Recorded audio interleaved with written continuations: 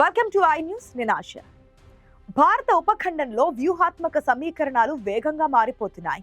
మన పొరుగున ఉన్న రెండు దేశాలు పాకిస్తాన్, బంగ్లాదేశ్ ఇప్పుడు చేతులు కలుపుతున్నాయి. ఒకప్పుడు బంగ్లాదేశ్ విముక్తి కోసం పాకిస్తాన్తో యుద్ధం చేసిన చరిత్ర మనది. కానీ ఇప్పుడు సీన్ రివర్స్ అయింది. షేక్ హసీనా ప్రభుత్వం కూలిపోవడం, మహమ్మద్ యూనస్ పగ్గాలు చేపట్టడంతో ఢాకా, ఇస్లామాబాద్ మధ్య డిఫెన్స్ డీల్ కు రంగం సిద్ధమైంది. పాక్ గూఢచారి సంస్థ ఐఎస్ఐ అధికారులు భారత సరిహద్దుల్లో తిరుగుతుండడం, పాక్ సైనిక అధికారులు బంగ్లాదేశ్ లో వరుస పర్యటనలు చేయడం ఇప్పుడు భారత్ కు danger bells మోగిస్తున్నాయి.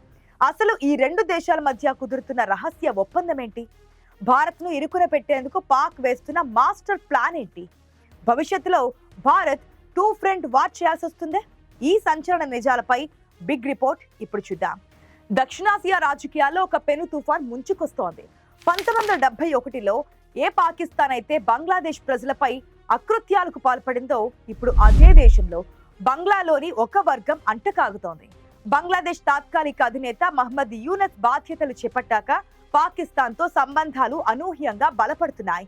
Pak joint chief of staff, navy chief, స్వయంగా ISI head lieutenant general Asim Malik వరుసగా బంగ్లాదేశ్ లో పర్యటించడం వెనుక ఒక భారీ కుట్ర దాగి ఉంది.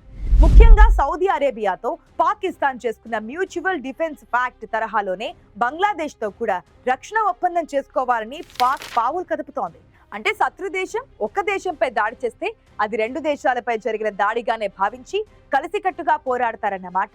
వచ్చే ఏడాది ఫిబ్రవరిలో బంగ్లాదేశ్ లో జరగబోయే సార్వత్రిక ఎన్నికల కంటే ముందే ఈ డీల్ పూర్తి చేయాలని పాకిస్తాన్ తహతహలాడుతోంది.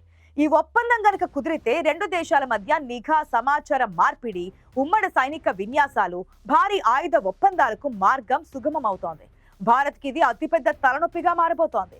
పాక్ గూఢచారి సంస్థ ఐఎస్ఐ అధికారులు భారత సరిహద్దు ప్రాంతాల్లో పర్యటిస్తుండడం అత్యంత ప్రమాదకరమైన విషయం. పశ్చిమ సరిహద్దుల్లో పాకిస్తాన్, తూర్పున బంగ్లాదేశ్, ఇలా రెండు వైపుల నుంచి భారత్ ను చుట్టుముట్టేందుకు కుట్ర జరుగుతోంది. పాకిస్తాన్ అధికార ముస్లిం లీగ్ పార్టీ నేత కమ్రాన్ సయీద్ ఉస్మానీ చేసిన వ్యాఖ్యలు దీనికి నిదర్శనం. బంగ్లాపై భారత్ దాడి చేస్తే పాక్ చూస్తూ ఊరుకోదు, భారత్ పై దాడులు చేస్తుంది అంటూ ఆయన చేసిన హెచ్చరికలు ఈ రెండు దేశాల మధ్య పెరుగుతున్న సైనిక భాగస్వామ్యాన్ని కళ్లకు కడుతున్నాయి. అణు సహకారంపై స్పష్టత లేకపోయినా ఈ సైనిక బంధం ప్రాంతీయ శక్తి సమతుల్యతను దెబ్బతీస్తోంది. ఒకవేళ యుద్ధం అంటూ వస్తే భారత్ అటు పశ్చిమ, ఇటు తూర్పు సరిహద్దుల్లో ఒకేసారి పోరాడాల్సిన టూ ఫ్రంట్ వార్ పరిస్థితి ఏర్పడుతుందన్నమాట.